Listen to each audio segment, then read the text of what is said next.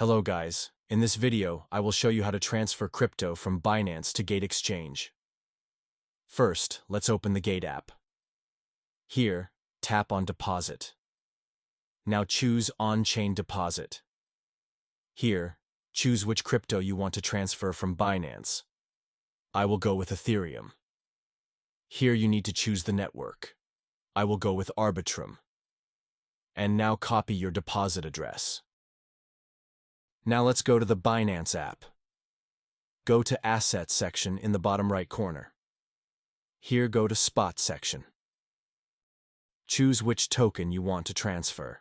I will go with Ethereum because I've already chosen it previously. And here tap on Send. Choose On-Chain Withdraw. First let's paste address we have copied before. Next choose the network. I will go with Arbitrum as this is the network I've chosen previously. Put the amount and tap on Withdraw button. Here, tap on Confirm. On this page you need to pass security verification. After completing it, wait for a few minutes and crypto will be transferred.